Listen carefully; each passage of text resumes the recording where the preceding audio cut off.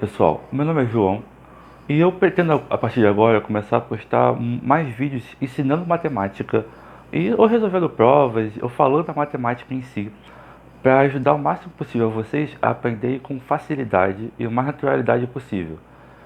Desde a época de escola, eu nunca concordei muito com a ideia de que você precisaria se dedicar infinitamente para poder aprender matemática de verdade. Porque eu sempre busco assim, eu sempre tive um pensamento de eficiência. Eu acho que você pode eu sempre busquei, mesmo na época de escola, encontrar a forma de estudar que fosse fazer com que eu aprendesse mais e precisasse gastar menos do meu tempo. Até porque eu me divirto aprendendo matemática. Mas, não adianta, mas mesmo que eu me divirta, se eu tiver que ficar cansado e me matar para me dedicar àquilo, a diversão vai se perder do mesmo jeito, entendeu? Então, o meu objetivo é esse. Mas antes de eu explicar é, começar a falar mais sobre a matemática, sobre os assuntos, para eu conseguir atingir esse objetivo de tornar mais fácil para vocês, eu preciso mostrar dois pilares que eu acho que são importantes, são essenciais na verdade, para que você consiga ter essa maior facilidade no aprendizado. Antes disso, eu preciso explicar por que, na minha visão, a matemática é difícil. São por dois motivos também. O primeiro motivo é de que a matemática é abstrata. É difícil você conceber ela na realidade, digamos assim. No início é até um pouco mais fácil, porque, por exemplo, você começa a estudar o princípio da contagem e você consegue associar ao que você vai no mercado, por exemplo, e você entende o que está acontecendo ali. Mas quando ela vai se aprofundando e ficando mais complexa, é difícil de você encontrar a utilidade daquilo ou como aquilo se relaciona no mundo. Na verdade, as escolas normalmente elas apresentam uma série de articulações lógicas, que o estudo da matemática acaba ficando muito preso a isso, e não te mostram para que aquilo serve, como aquilo se conecta com a vida real, digamos assim. Isso é uma das coisas que dificulta, na minha opinião. Você não conseguir ter uma noção clara. É como se o seu cérebro é como se você tivesse que montar um quebra-cabeça. Eu vou usar várias vezes esse exemplo. Mas você não tem todas as peças. Então a escola, por exemplo, a escola te mostra um ponto isolado. Ele te ensina a teoria do conjunto. Aí depois te ensina a função. Só que ele não te ensina como isso se relaciona com a vida real. E não te ensina como esses dois itens se relacionam entre si, entendeu? Nesse caso, normalmente a ideia é ensinada. Mas tem outros casos que parece que começa um novo assunto, eles não te dizem por que você está estudando aquele assunto, por que aquilo vai ser aplicado em alguma. Por que aquilo vai ter alguma aplicação para você, entendeu?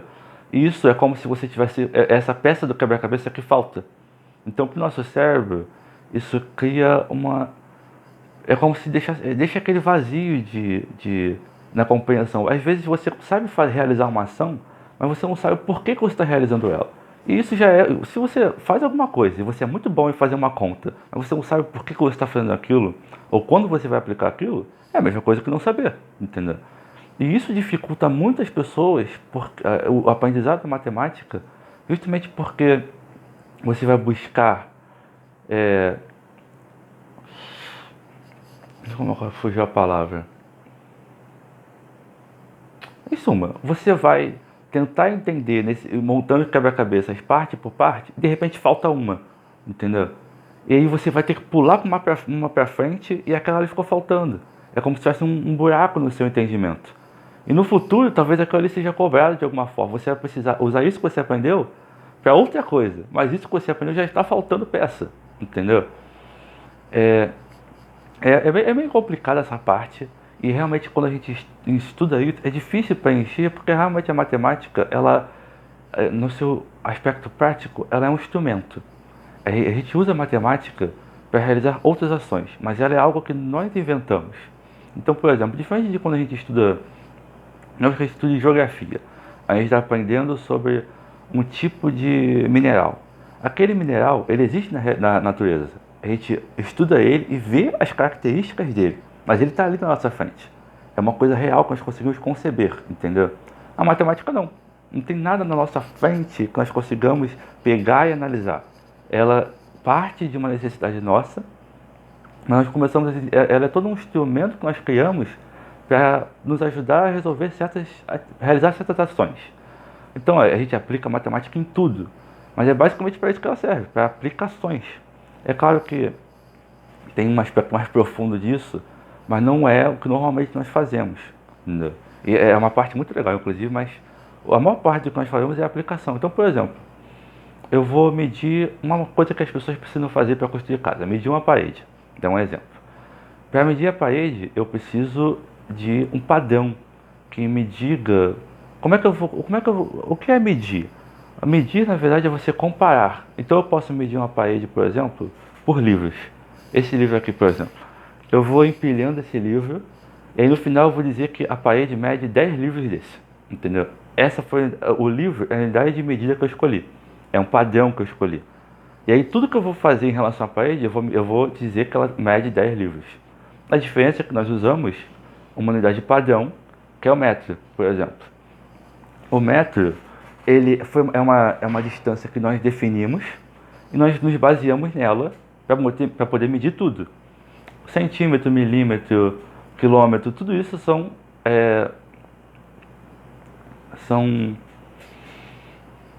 partes dessa unidade de medida que nós definimos, que é o metro, entendeu? Mas em suma, por que eu estou dando esse exemplo? Para vocês verem que essa parte de definir uma unidade de medida é a matemática. Eu posso definir de diversas formas, mas não é que a parede realmente tenha tantos metros, é porque eu defini que eu vou medir ela em metros, ou assim como eu poderia ter definido que eu ia medir ela por livros, entendeu? Então, quando você começa a ver um pouco, ter essa noção de que a matemática é usada como um instrumento, facilita muito. É uma coisa interessante, é como se essa peça do quebra-cabeça fosse encontrada, entendeu?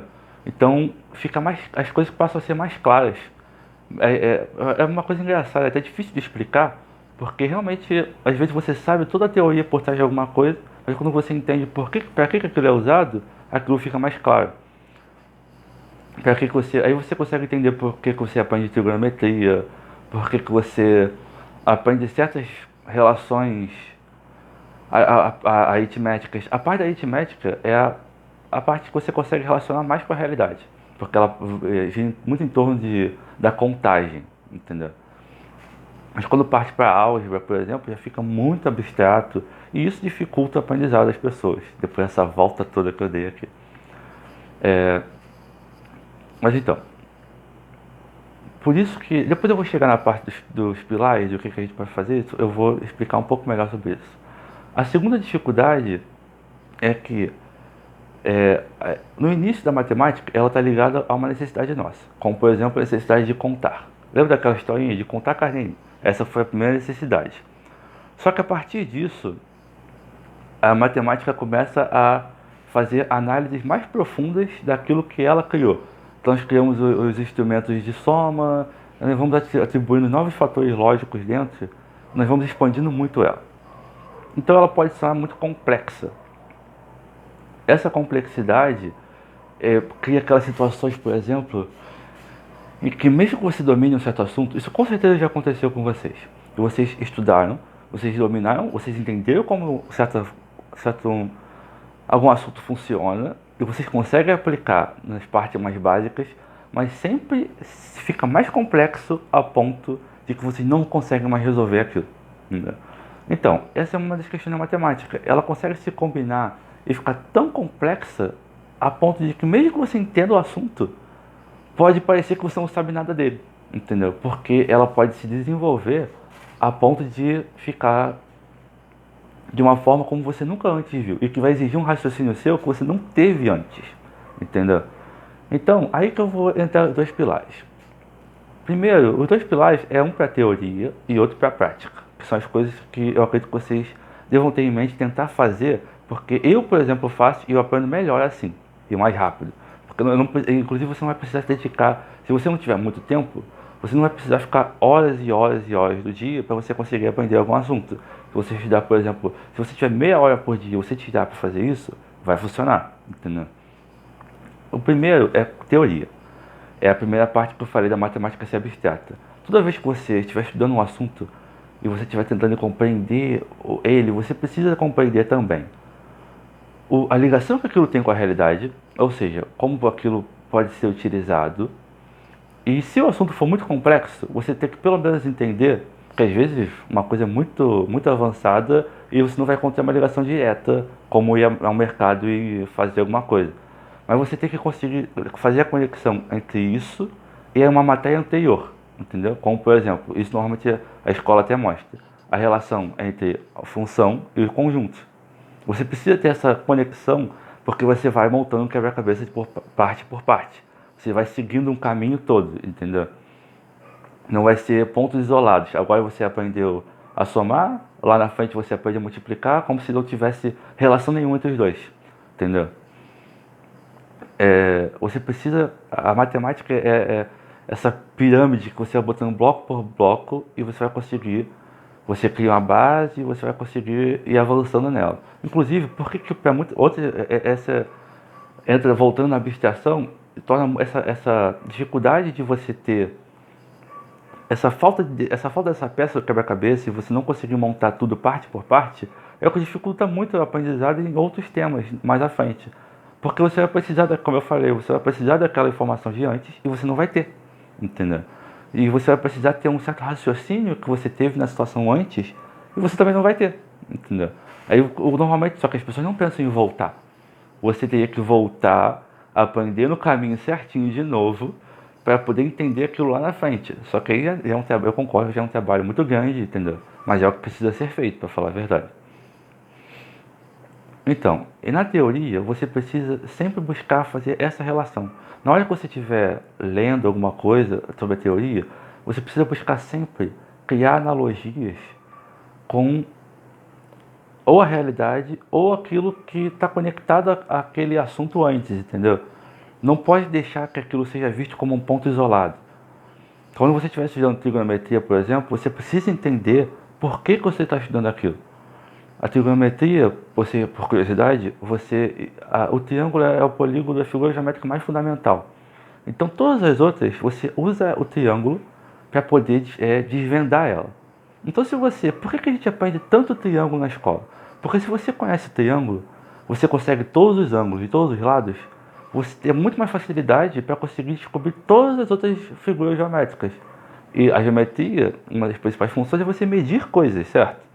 Então, se eu tenho alguma forma que eu preciso medir e se eu não tiver o conhecimento do triângulo, eu não vou conseguir medir aquilo, entendeu?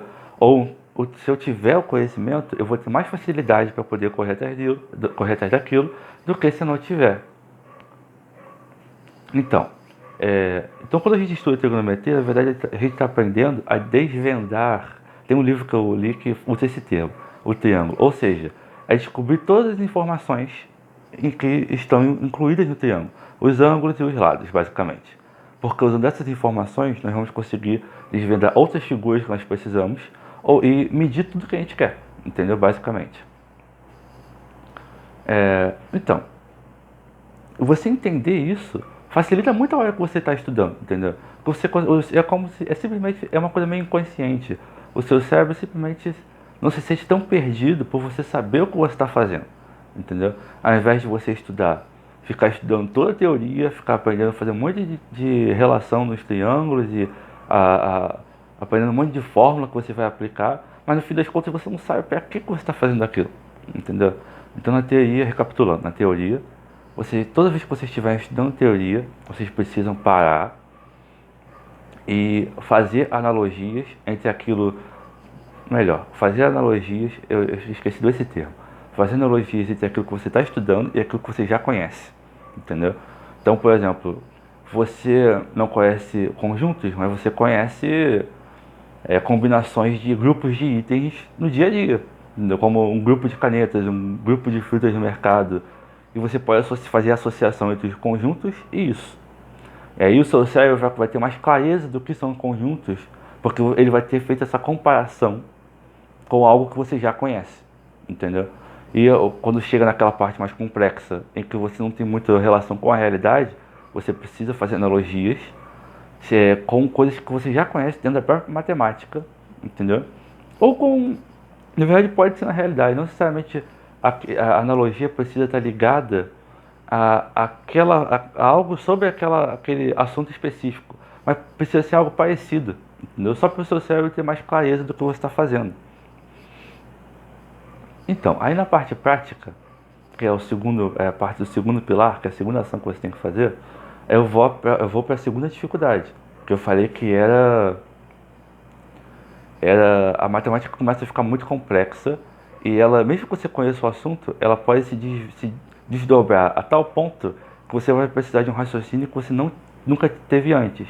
Então, às vezes, por exemplo, um exemplo perfeito disso, você sabe, você sabe teoria dos conjuntos e você resolve todas as questões do Enem, por exemplo, mas você não consegue resolver uma questão de conjuntos do ITA.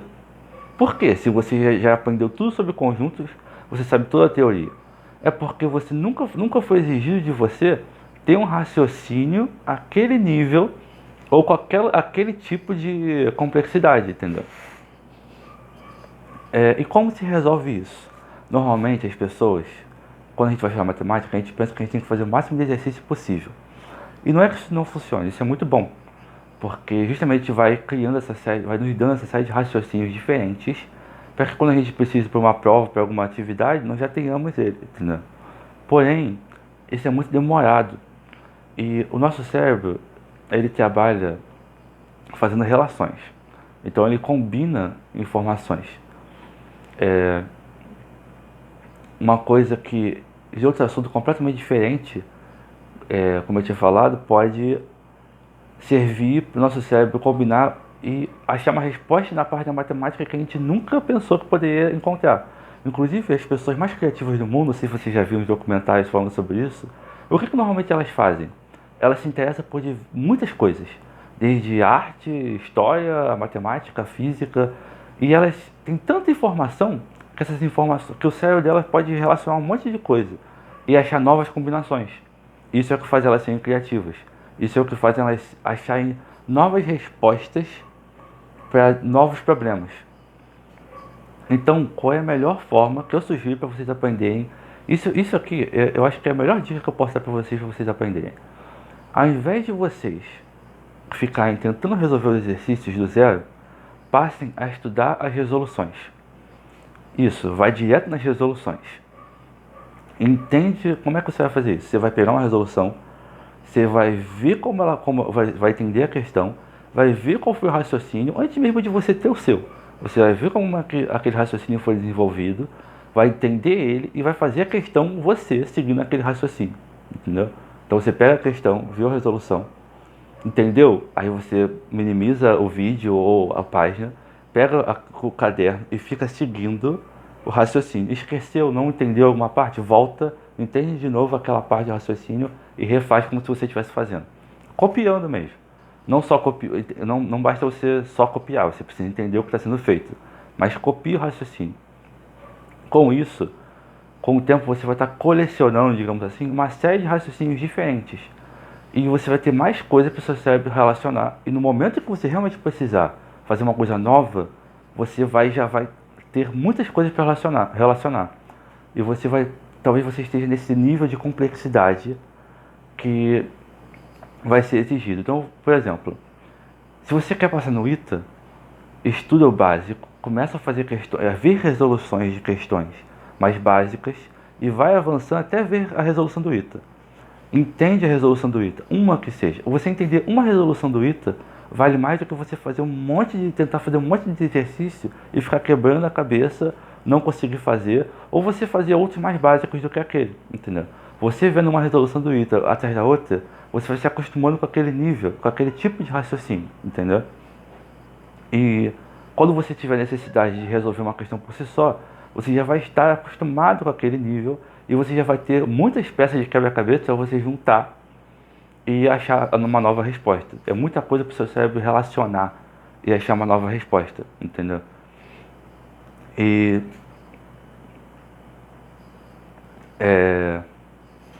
esqueci o que eu ia falar. Então. Muitas pessoas, os professores, grandes professores que eu tive falavam assim, que isso não é uma coisa muito boa, porque você precisa acostumar o seu cérebro a encontrar os raciocínios sozinhos, a criar os raciocínios. Então, mas como eu falei, como se você tivesse deixado o seu cérebro preguiçoso, entendeu? Mas isso não acontece, porque como eu falei, o cérebro trabalha fazendo relações, não criando as coisas do zero. ele relaciona aquilo que ele já tem, entendeu? Então, quando você tenta resolver uma questão do zero, sem ter nada para relacionar, isso não faz sentido, entendeu? Você está criando uma dificuldade que não precisava ter. O seu cérebro vai, com certeza, dependendo do nível da questão, encontrar a resposta para aquilo. Mas ele pode demorar muito tempo. Eu já tive um professor meu que falou que eu devia, por exemplo, com questões mais difíceis, ficar disposto a ficar uma semana tentando fazer a questão. E isso pode ser muito legal se você quiser se divertir. Mas se você quiser ser eficiente e você tiver tempo para estudar para uma prova, por exemplo, não dá para você fazer isso. Por isso que você estudar as resoluções e entender os raciocínios é a melhor forma. E isso não vai te atrapalhar. Isso não vai te atrapalhar porque você vai estar dando material para o seu cérebro relacionar. Na hora que você precisar, ele vai ter muitas coisas para relacionar. Mas agora, é claro, que não basta você só fazer isso. Em alguns momentos, você precisa se desafiar, entendeu? Então, passa um tempo fazendo as resoluções, mas tira uns dias. Normalmente pode ser um dia de simulado. Se você estuda para um concurso, você deve fazer simulado recorrentemente. Nesses simulados, tenta fazer você, entendeu? Passa a semana estudando resolução de exercício no nível do simulado. Talvez questões do próprio simulado, mas tira um tempo para você fazer questões se desafiando. Agora, depois de eu ter visto muitas resoluções, eu vou tentar fazer sozinho, entendeu? Sem ter visto, sem acompanhar a resolução. Se você fizer isso, já vai ser, o seu aprendizado já vai ser muito mais fácil, entendeu? E é aquilo, se você ver uma resolução, você vai aprender, você vai conseguir assimilar um conhecimento tão mais rápido do que se você ficar fazendo o exercício várias vezes. Até porque quando você tenta descobrir um raciocínio, eu não sei explicar porquê, mas o seu cérebro não grava muito bem, entendeu? Não é como se você fosse ver uma vez e fosse ser suficiente. Com a resolução, por experiência minha pelo menos, comigo funciona assim, se eu entender o raciocínio de uma delas, eu nunca mais esqueço, entendeu? Não preciso ficar repetindo aquilo diversas vezes. Talvez algumas situações sejam necessárias, se a questão for mais complexa, entendeu? Mas normalmente você não vai precisar ficar repetindo aquilo várias vezes. Diferente de quando a gente faz questão, de que a gente precisa repetir o mesmo tipo de questão 500 vezes para aquele raciocínio ficar na nossa mente. Por quê? Eu acho que eu tenho um motivo para isso, na verdade. Porque quando a gente estuda uma resolução, a pessoa que passou a resolução para a gente já te explicou todos os aspectos da questão. Quando a gente tem que estar tentando fazer uma questão sozinha, nosso cérebro tem que ficar reanalisando para descobrir os possíveis aspectos. Então, mesmo que ele resolva uma questão, a outra questão, ele não tem certeza se os aspectos são os mesmos. Então, ele vai ter que ficar, ele vai ter que reavaliar, ou ele não vai ter certeza de que tudo que ele pensou realmente é o que está incluído na questão. Se você estuda uma resolução, você tem certeza de que o caminho é aquele e de que o que envolve aquele tipo de questão são esses certos fatores, entendeu? Eu não sei se ficou, eu espero que tenha ficado claro, não sei se ficou, entendeu? Recapitulando, a dificuldade de você aprender está em a matemática ser muito abstrata, então é difícil para o seu cérebro assimilar o que você está estudando, ter clareza sobre o que você está fazendo. Isso inclui entender o porquê você faz as coisas, o que é o que você está estudando, entendeu? E isso é como se você deixasse uma brecha no seu entendimento que dificulta a aprendizagem de novas coisas depois e de a perfeita assimilação do que você está estudando. Nesse caso, o que melhora isso, o que ajuda nisso, é você ter o estudo bem organizado, não pulando partes, você não pode pular partes, seguindo, como eu falei, construindo uma pirâmide, tijolo por tijolo, de baixo para cima. Você não pode deixar de cumprir alguma etapa. Então, por exemplo, na escola, por exemplo, você precisa, se você não deixou de aprender algum assunto na escola, você precisa voltar naquele assunto antes de continuar, porque aquilo vai fazer falta para o seu entendimento de outras coisas no futuro, entendeu? E a solução, como é que você resolve isso? Fazendo analogias em cada estudo. Você tem que fazer analogias com coisas da realidade que você já compreenda, qual que você já saiba, a ponto de que vai facilitar o seu cérebro a ter uma clareza sobre o que você está fazendo, entendeu? E na parte que é o principal para mim, que é onde a matemática fica complexa, que é o segundo problema, que a matemática fica muito complexa e ela pode se combinar de uma forma tão variada que mesmo as questões que você já saiba, mesmo o conteúdo que você já saiba e você já sabe até resolver a maior parte das questões, vai surgir uma nova que você não vai exigir um raciocínio diferente, você não vai conseguir resolver. Na verdade isso é até legal, né? Porque senão seria muito chato você dominar completamente tudo. É legal você ter novos desafios. Mas então, como é que você evita que isso aconteça muitas vezes? Ou isso te ajuda a se preparar para uma prova mais difícil, por exemplo? Fazendo esses estudos e análise de resolução, preferencialmente a você tentar resolver a questão sozinho, pelo menos no seu estudo geral, entendeu? E para complementar isso, de tempos em tempos você faz um desafio. Ou seja, você pega algumas questões e tenta fazer sozinho, entendeu? E isso te ajuda, inclusive, a você adaptar, você nivelar, ou você conseguir alcançar o nível de questão que você pretende fazer. Então, se eu quero fazer questão do ITA, que isso é um nível altíssimo, se você começa a analisar e entender as questões do ITA, você vai estar se acostumando com aquele nível, entendeu? E se você vê uma questão naquele nível, você vai conseguir, a chance de você conseguir resolver vai ser maior. Se você quer passar no Enem, você não precisa fazer isso.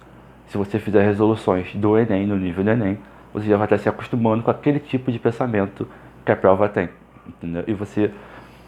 É tudo uma questão... Inclusive, essa é a forma... As pessoas que mais passam em concurso, normalmente elas fazem muito isso.